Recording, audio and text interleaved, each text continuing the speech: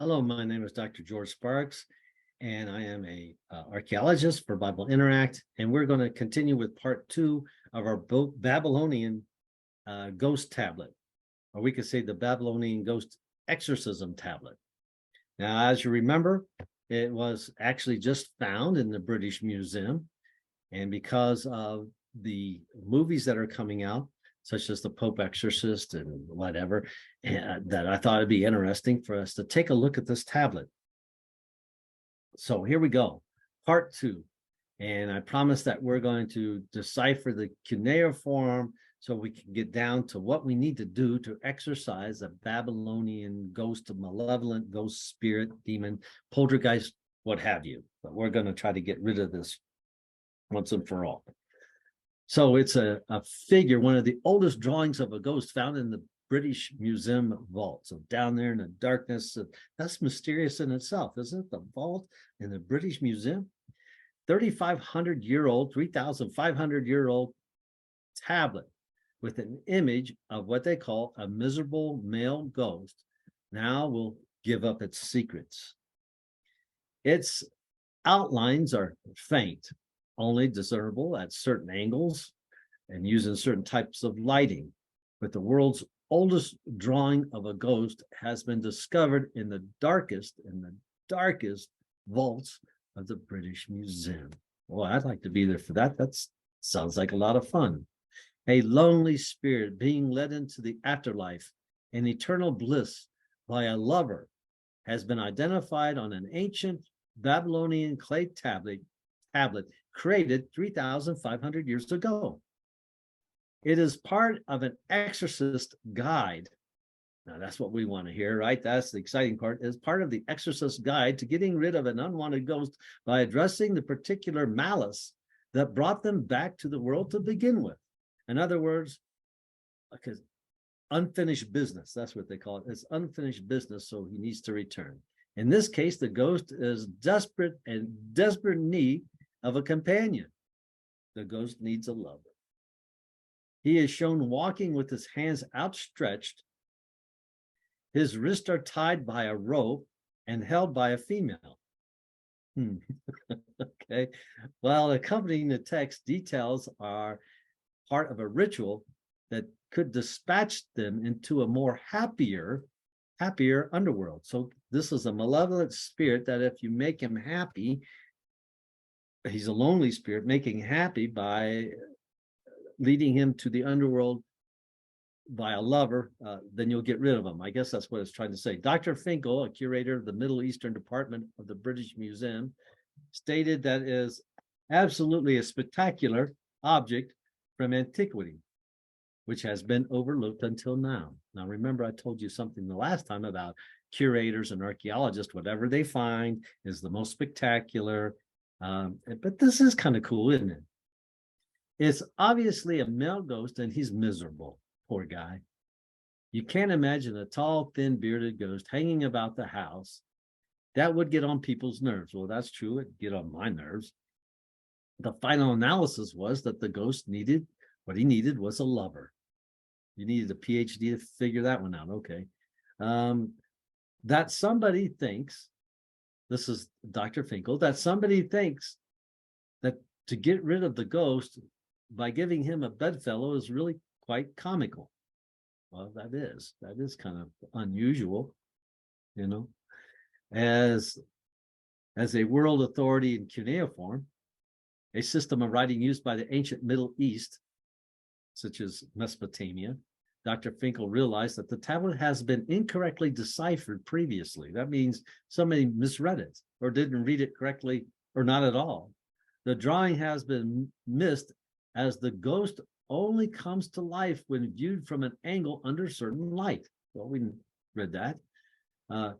Forgotten since its acquisition. That means since it had been acquired, somebody must have did some kind of brief overview, a brief translation, and thought, this is too boring, and put it in a vault, and that's where it was for 100 years. Forgotten since its acquisition by the museum in the 19th century, the tablet has never been on exhibition. What a shame. Dr. Finkel said You probably never give it a second thought because the area where the drawings are looks like there's no writing there. But when you examine it and hold it under a lamp, the figures will leap out at you. He himself has never seen a ghost. Even in the shadier vaults of the British Museum, which are riddled with ghosts, according to Dr. Finkel. In the King's Library, I guess that's part of the vaults, they call it the King's Library, more than one person has actually seen and heard ghosts and have seen apparitions of a head and shoulders. Head and shoulders. Isn't that shampoo? He hopes to examine or to exhibit the Babylonian tablet, noting that such an artifact brings us closer to our ancestors. All the fears and weaknesses and characteristics that make the human race so fascinating, assuredly were also in the Babylonian culture in spades 3,500 years ago. I want people to know the culture. Egypt always wins in Hollywood. I mean, it always gets the stage, right? If the Babylonian underworld is anything like what we have deciphered, then they are all still there. So just remember that, Dr. Finkel says.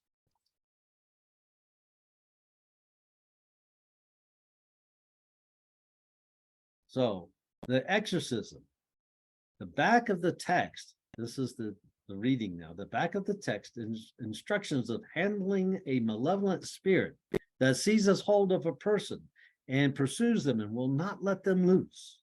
The exorcism rituals begin by making two figures. Now, this possibly out of terracotta, two figures, one a male and of course one the female. Now, is this equivalent to what the Kabbalah calls a golem? You know, I don't know. And it continues and reads, with specific instructions in the text, you dress the man in everyday attire and equip him with traveling provisions. You wrap the woman, okay, you're gonna like this. You wrap the woman in 4 red garments and clothe her in purple. So she's gonna be looking good, you know, like the lady in red. So you wrap her in red garments and clothe her in purple. You give her a golden brooch. Now you equip her with, this is going to be good, equip her fully with a bed, a chair, a mat, a towel. You give her a comb and a flask. Now, okay, now the question is, what's going to be in the flask, right?